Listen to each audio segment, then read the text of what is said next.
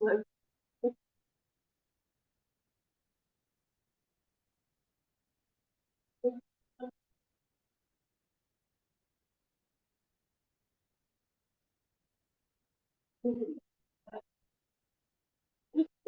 What?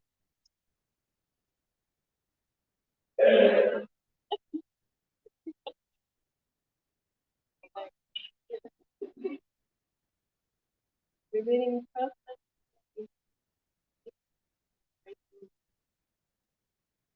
Second Avenue is the main street and the stop sign at the intersection comes the string of different taxis inside of the From early morning until night, it is fast moving by, followed by the sound of brakes. The competitive pinch of brakes front, the impetuous bomb and gears rise and the traffic is excessively. At 26 seconds, the one to the north is poignant, and the one to both had narrow beneath the natural strip line is a 6 feet square, bit of force. The sign matched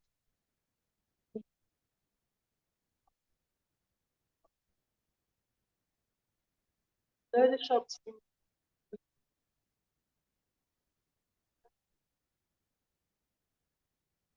wide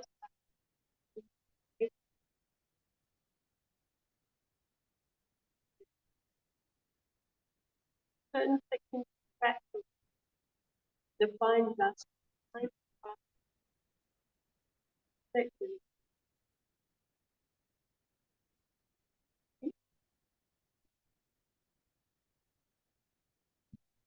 Image. Dull black line midway between the main entrance. This door opens and then unlocked.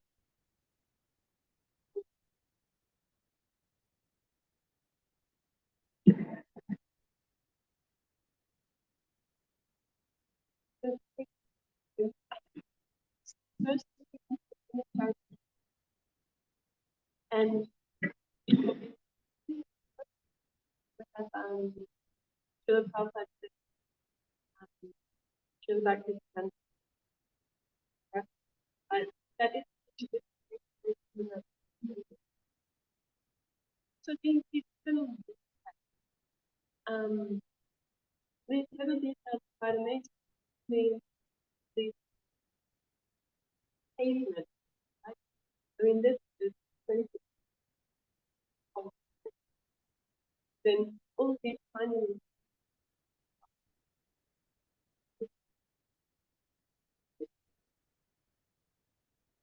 little outside. Thank you very much. Oh,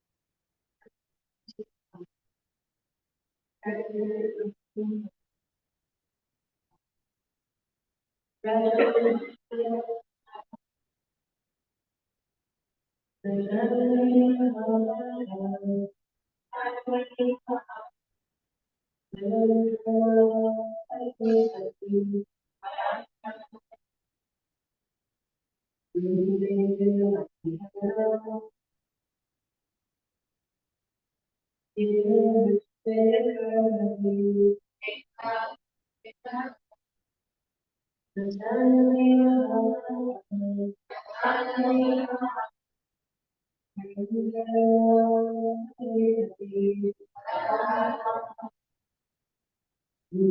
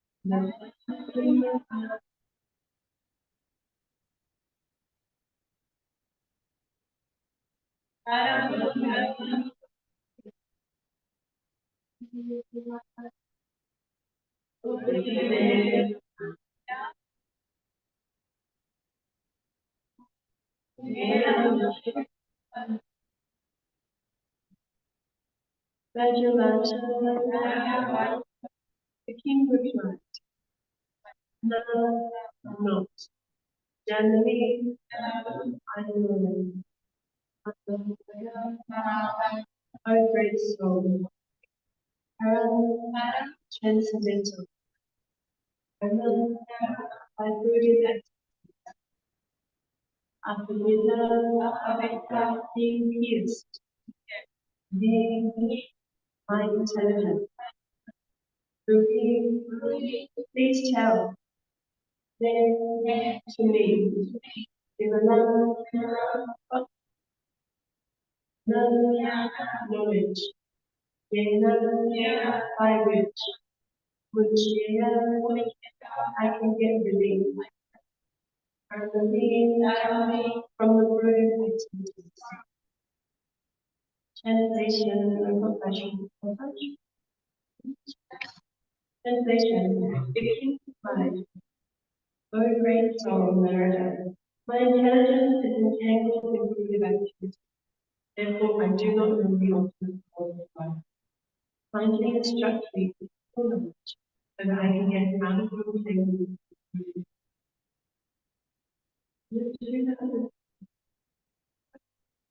So what? Sri Narottam Thakur Satsanga Chari Kayu Love. Ekhalame Nalila Ekharma. As long as the person is entangled in activity, he is bound to accept one body after another. This is called karma bandha, entanglement in activity. It does not matter whether it's engaged in pious or impious activity, for both are causing to the further entanglement in material body. By pious activity, one can birth in a rich family and get a good education and beautiful body. But this does not mean that the distress are ultimately eliminated. In a Western country, it is not unusual for one to take birth in a rich aristocratic family, nor is it unusual for one to have a good education and a very beautiful body. But this does not mean that Western will distress. Although at the present moment, the younger generation in Western countries has sufficient education, beauty, and wealth, and although there is enough food, clothing, and facilities for education, they are in distress. Indeed, they are so distressed that they become hideous, and the laws of nature force them to accept a rich life. Thus they go about unclean and without shelter or food, and they are forced to sleep in the street. It can be concluded that one cannot be comforted by simply performing pious activity. It is not a fact that those who are born with a silver spoon in their mouth are free from the material miseries of birth, old age, disease, and death. The conclusion is that one cannot be happy by simply executing pious or impious acts. Such activities simply cause entanglement and transmigration from one body to another. Narottam Das Thakur mentions Bhava voice.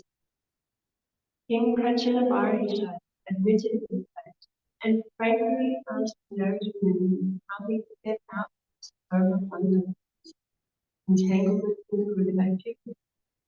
This is actually a stage of knowledge indicated by the first verse. When one actually reaches that form of frustration in an attempt to discharge overabundant funds, he inquired about the value of life, which is called Brahma Jigyasa. In order to inquire about the ultimate point of life, the Vedas and lack of punishment, which we enjoy, as Narottam Thakur in order to understand the transcendental science, one must approach from this measure. King Prachinabarhisha was the best spiritual master, and he therefore asked about the knowledge by which one can out of the entanglement of karma and oneself into victim. This is the actual business of his life.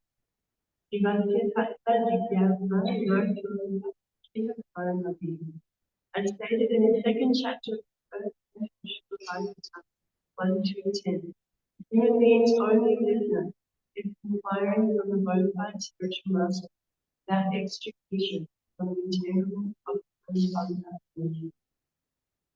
only example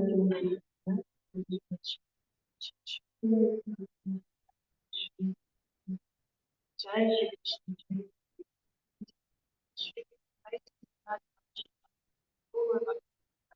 Hare Krishna, Hare Krishna, Krishna Krishna, Hare Rama, Hare Rama. A very wonderful verse, a very strong verse.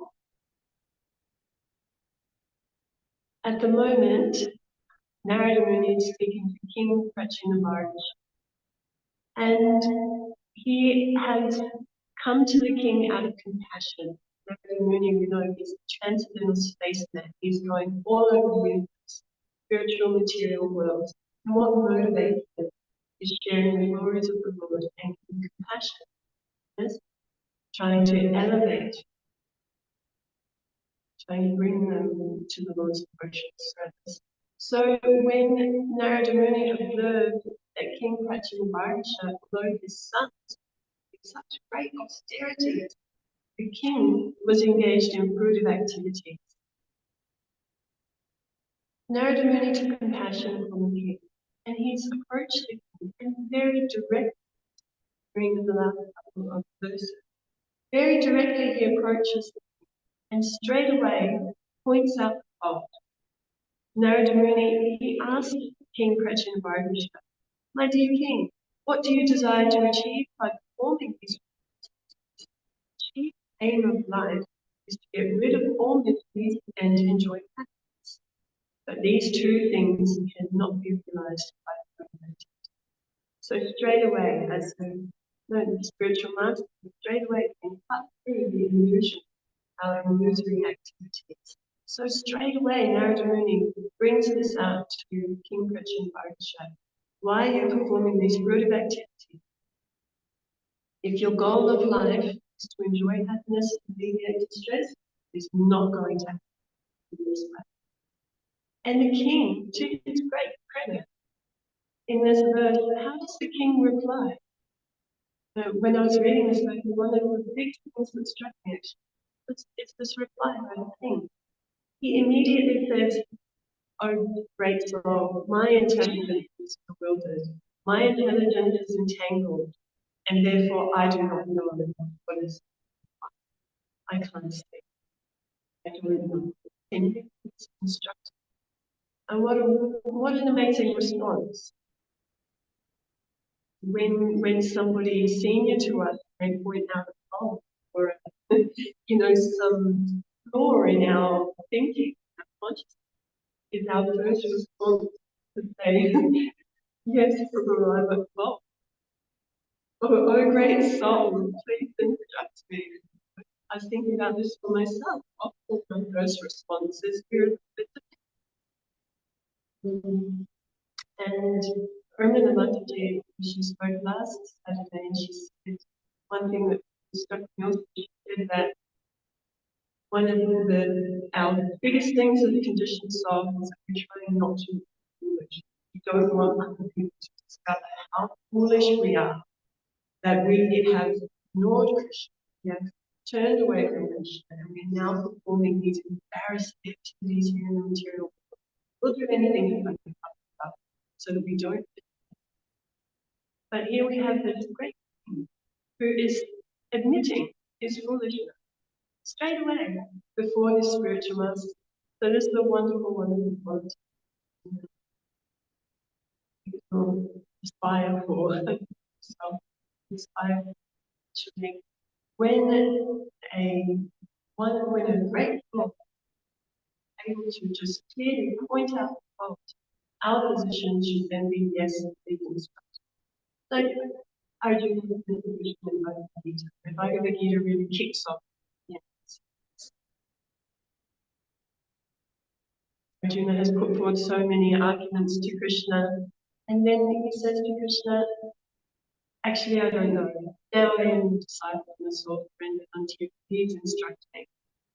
Because while we think that we're in knowledge, it's very hard to receive knowledge. But once we are able to put ourselves in the position of a student, that we are ready to learn. And this is the whole dynamic between the spiritual and the Krishna says in Bhagavad Gita,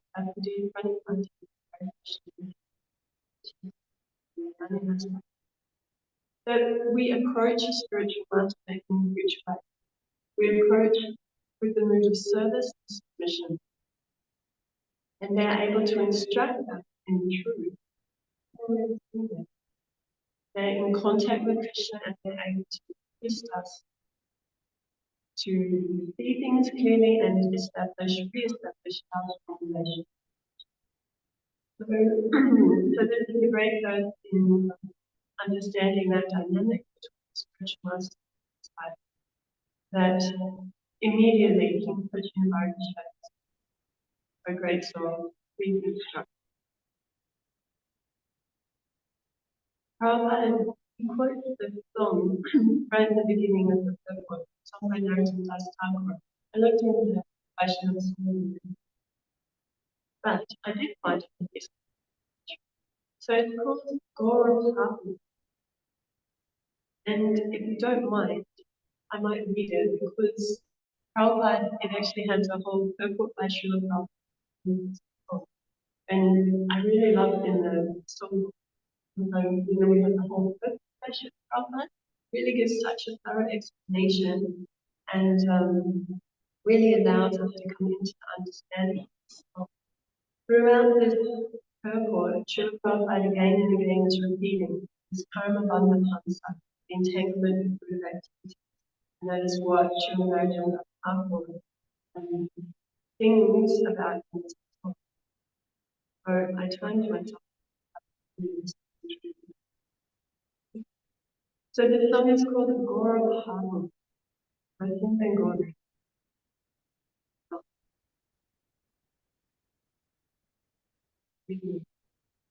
I'll read the English translation and then I'll read Prabhupada's purport. So in this song, Narottam has, I did not consider worshipping Lord God, but instead thought about my spiritual ruin by neglecting my treasure trove. I gave up treasure and loved Krishna and deliberately struggled to become more. I dived into a sinful deed. I gave up the association with friendly devotees to enjoy myself in company with even God. Therefore, I am bound up by the snare of karma.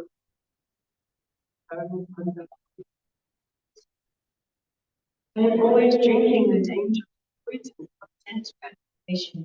Thus, I can never absorb myself in the blissful nectar, chanting the glories of my Chaitanya. Why am I still living, and what happiness do I have? Narottam Das said, why have I not died long ago? This is not only Narottam Das' limitation, but cannot come to touch with my Chaitanya and his associates will be better for me to pass. So Srila Prabhupada said, this is a song by Narottam Das Thakur. He said, Gaura Bhava Abhajya Mani. I have invited my spiritual death by not worshiping Lord Chaitanya. And Abhajya, without worship, I have invited spiritual death. And why have I invited spiritual death? Atane Jatane Kari Tiyami. Because I am engaged in something which is useless, and I have rejected the real purpose of life. What's very wonderful about this song from the Vaishnava Acharyas is that we really get deep insight into their community. So Narottam Das Thakur is expressing his feelings here. Atane means valueless things, and Dana means valuables. So actually, every one of us is neglecting our spiritual participation. We are engaged in material sense gratification. And therefore, we are losing the opportunity of this human form of body to elevate ourselves to the spiritual platform. This human body is especially provided to the conditioned soul to give him a chance for spiritual emancipation. So anyone who does not care for spiritual emancipation is inviting spiritual death. Spiritual death means to forget oneself, to forget the one spirit. That is spiritual death, like animal life. Animal life is full forgetfulness. The animals cannot be reminded of the circumstances, but they are not this body. It is only this human form of life that one can understand. That is spiritual. By chanting Hare Krishna, one can easily understand this fact. In other words, by worshipping Lord Chaitanya, following his principles and ways, and chanting Hare Krishna, one can very easily come to a platform of spiritual understanding. But Narottam Das Thakur says on our behalf that we're neglecting this, therefore we're inviting spiritual death. Then he says, Prema Ratana Dhamma Laya Adayana. Spiritual life needs to develop real love. Everyone needs love. There are so many fine words, so many books about love, but there is no love. This is illusion. It is not lust. Love for intoxication, love for sex, love for this and that. This is God. Actually, the word love is applicable only to Krishna. That is spiritual. And we are created for that purpose. So that is wanted. Narottam Das says, I could have achieved that transcendental treasure of love, but I was robbed of it because neglecting to worship not just. And why has this happened? Apana karma dose atenu vinu. Due to our misdeeds, due to our past misdeeds, we get a certain type of body. Everyone who has got material things received it due to his past misdeeds, and even his past pious deeds. Actually, as long as one gets a material body, there are no pious deeds. Pious deeds means no more material body. Otherwise, it is to be taken as the fact that human Brahma, who is the chief living entity in this universe, and has a long, long duration of life and so much power, still he is considered to have performed misdeeds because he has a material body. So by our misdeeds, we go down and down, getting one body after another. In Srimad Bhagavatam, it is stated that people do not know that by engaging in sense gratification, they are assuring that they will have another body. And the body is the cause of material pains. It is only because I have this body that I feel a headache, a stomach ache, etc. But as soon as we are out of this material body, there are no more material pains. It is simply joyful life. Brahma Bhuta Prasanna. Nothing is joyful. Why is it happening? Sat Sangha Chati Kainu Asasya. I have given up the association of devotees and am associating with common nonsense men. So one has to associate.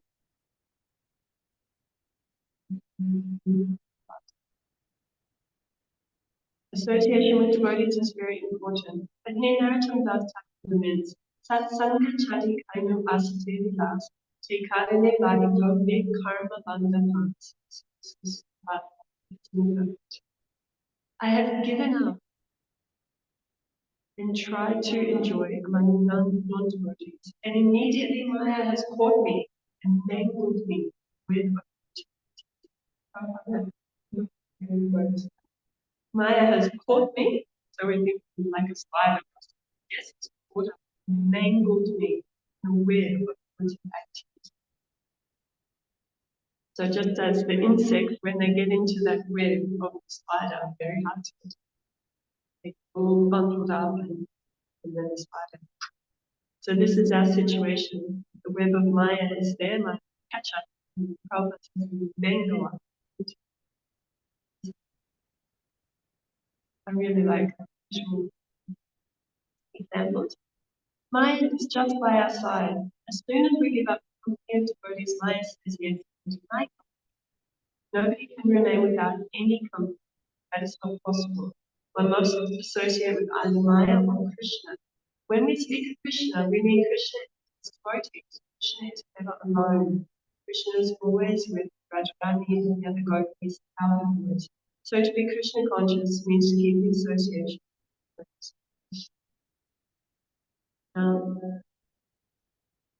It goes on a little bit further. So if you want to read the whole song, it's more of a very beautiful song. I shall not know that's happening. And as Prabhupada explains in the third one, we were just hearing that song, pious and pious, we have both binding us, that both entanglement in this material world. So it's not a bad pious activities, then all will be fine. Because as Prabhupada said, the miseries of life are there. As we give the example in Western countries, like when when children are very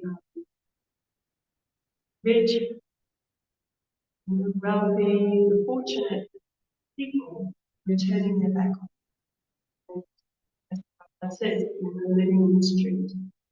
So if we don't see evidence in the world, we won't hear that if one is wealthy, beautiful, has a good education, good family, that leads to happiness. Because in so many circumstances, we see things like mental illness problems, we have so many issues that are there even amongst the most wealthy, the people with the most opportunity for sense gratification are still not finding happiness because that's simply just not true. That's just not how this world functions. And we see that in a very simple example of Shastra. The two sons of Devi felt the opulent situation. And so these boys, as they're growing up, have opportunities to describe. This is also another example of Narada Muni's compassion. So they're engaged in so much gratification, so much so that they completely forget the real goal of life. Narada Muni, again, as we see today, Narada Muni being compassionate upon the wretched Bharat. Narada Muni showed compassion to those boys, the sons of Kubera, and he cursed them to become immobile. And while they were in the he also benedicted them. They would remember who they are. And at a certain point, they would get to the Lord. But while they were in their situations, they were able to recognize their flaws, they were able to see mistakes. And then when they did achieve the greatest benediction of being free from that situation, then they were able to attain their position with their consciousness. So we have, as Srila Prabhupada writes here, this striving for betterment in the material world is not the ultimate goal of life. It's not the goal of life. Out of so many births and deaths, we finally come to the human form of body. The human form of body, special benediction. In this form of life, we're able to inquire. Anti-Vyasa. This is the beginning of human life. We're not inquiring about what is the goal of life, what is spirit, what is who is Krishna, who am I? We're not yet making those inquiries. We're actually not inclusive. We're still living in animal life. So we have a great opportunity, and also we have a great opportunity we have a human form body. Our obligation is that we use the intelligence. And our intelligence is given by Krishna. It is strengthened in the association with bodies. Because in the association with Krishna, we talk about Krishna. Help others to remember Krishna. This is what strengthens our intelligence.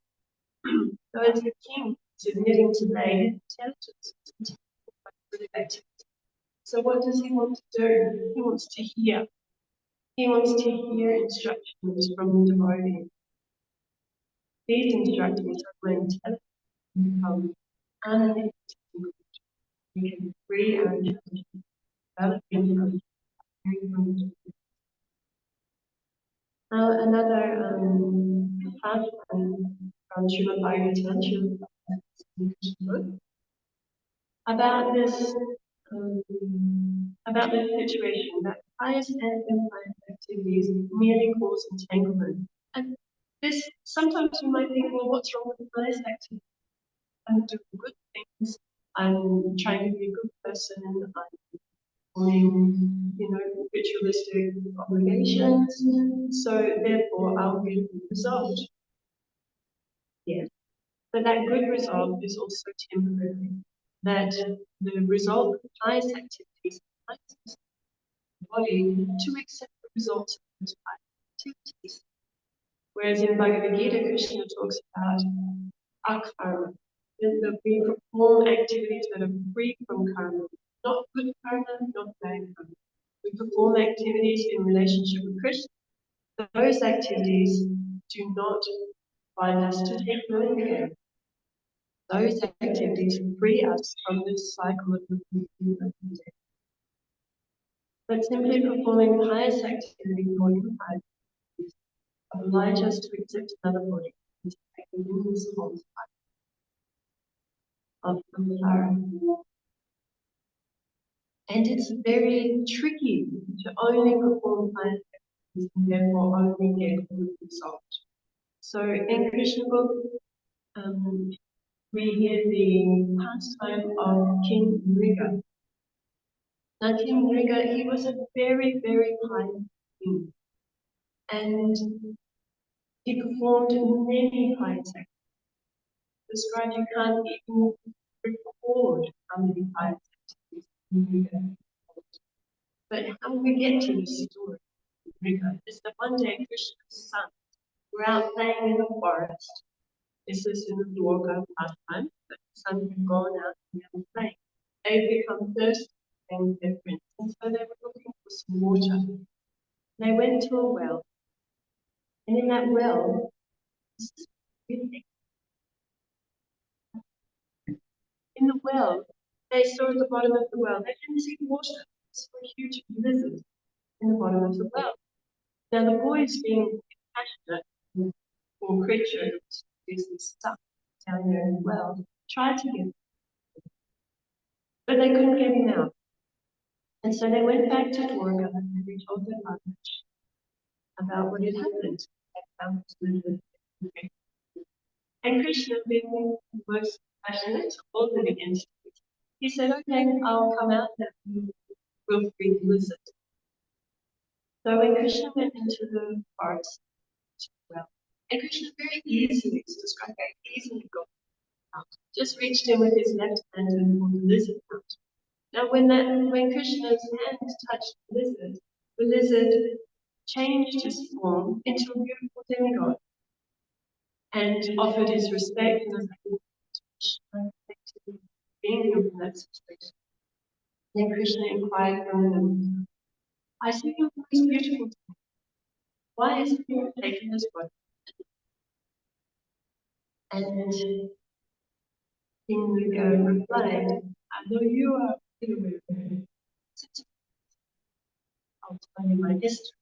And he complained, my name is King Mriga, I am the son of Shakti. They very eloquent personality. And he described in his kingdom how everything was running very smoothly. He was a very pious king. He constant charity to the family.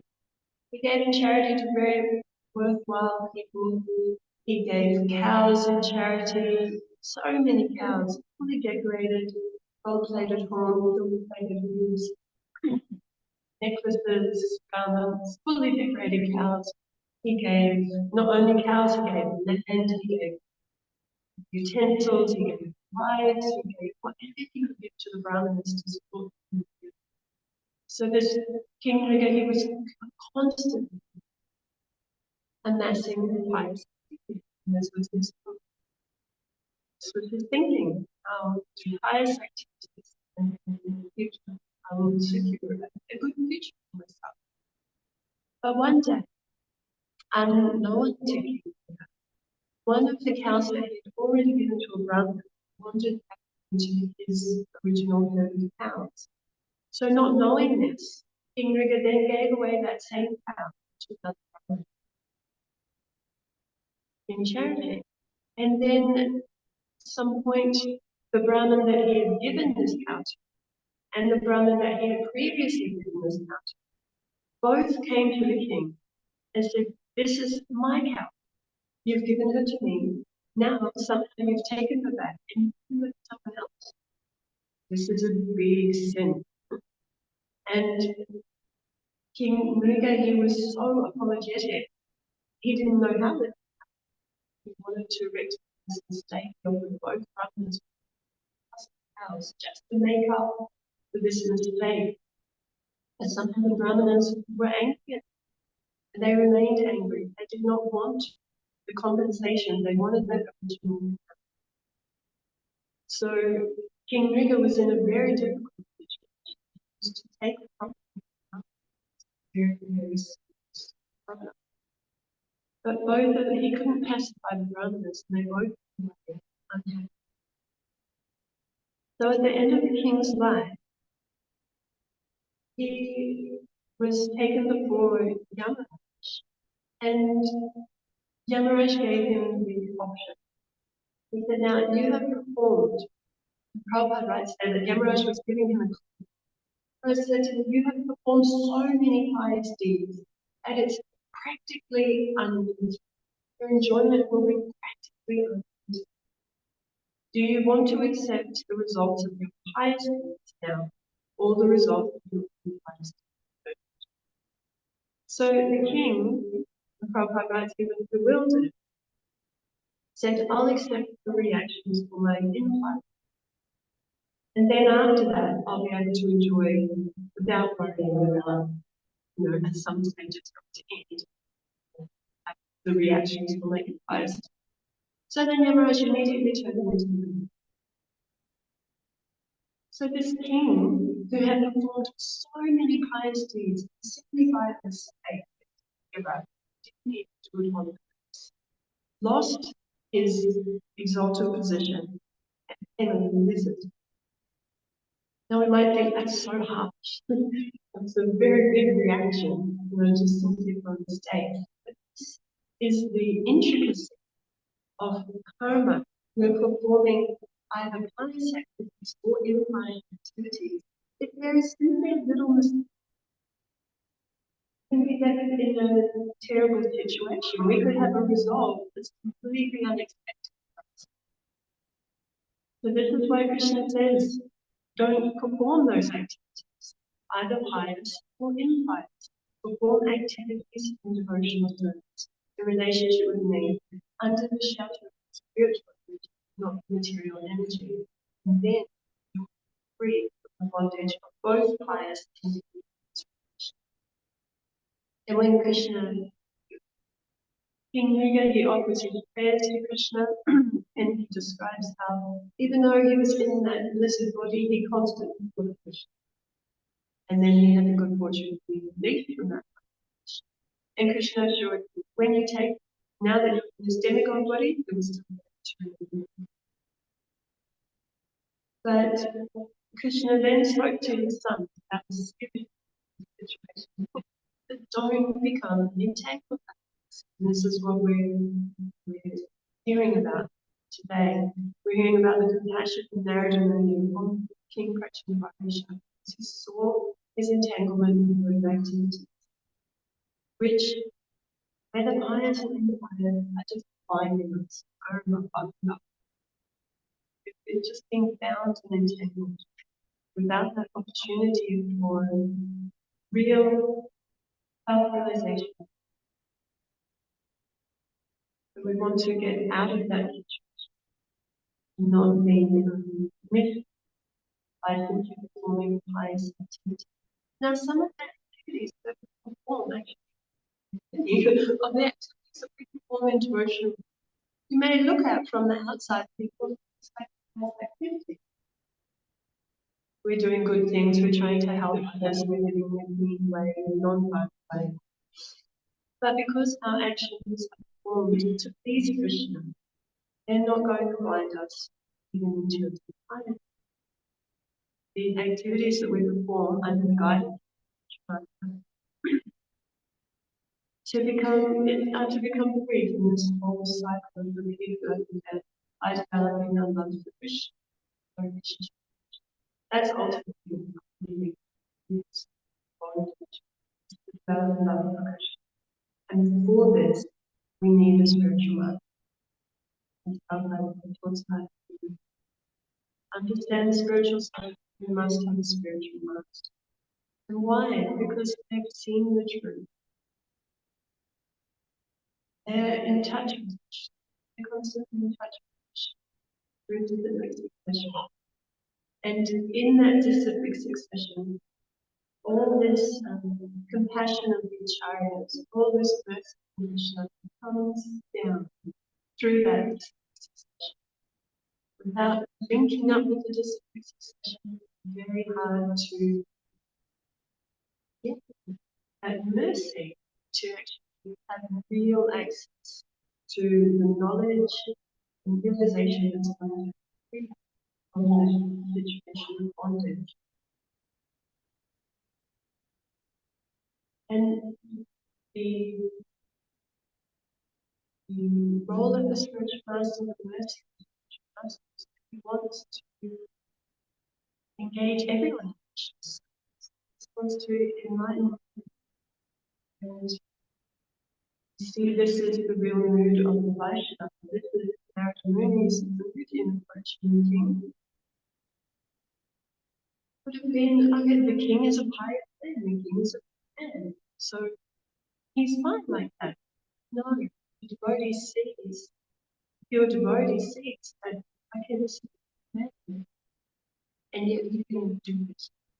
This is a good man, but he's being bound by this good activities around him to, let's elevate it. Let's extricate them from this material bondage by giving knowledge.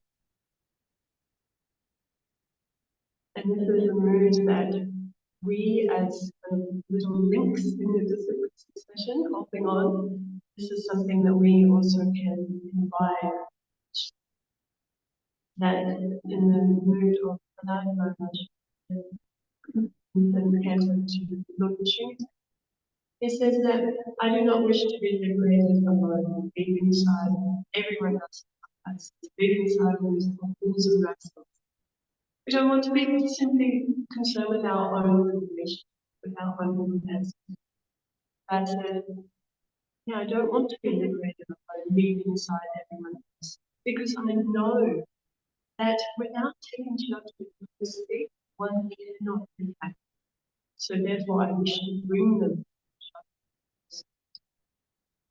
This is a mood of compassion.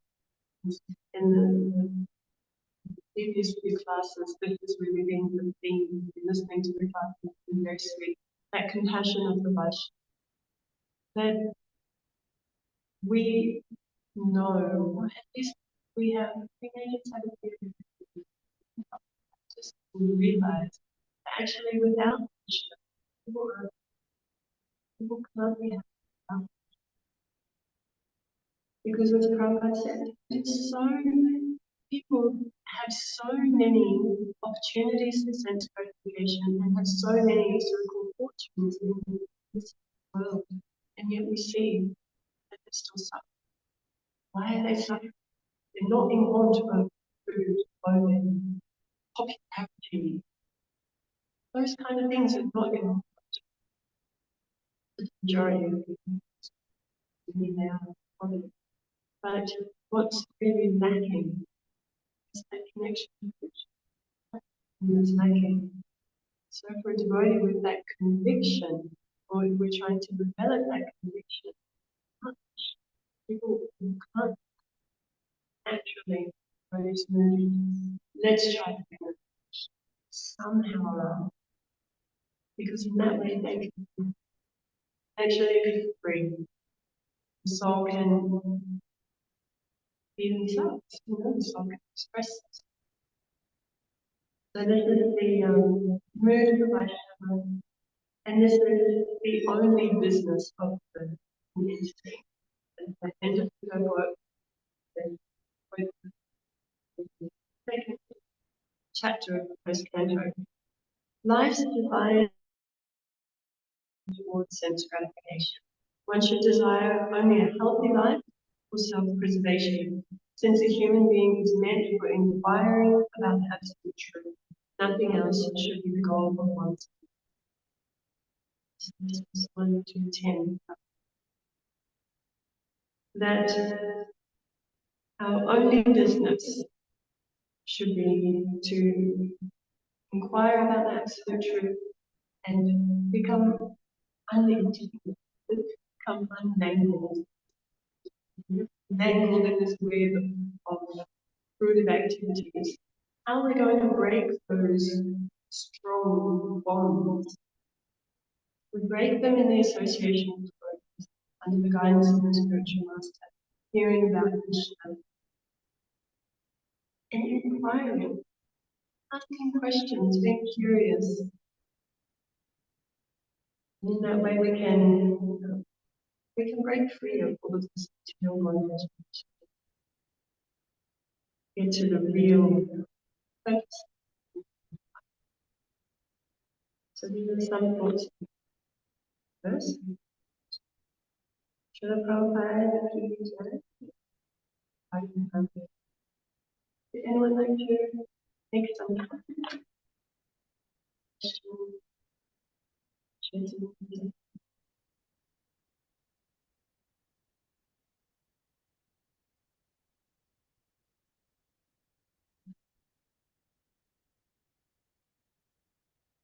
So we're coming up, we're actually getting into Prabhupada's very interesting explanation of gratitude.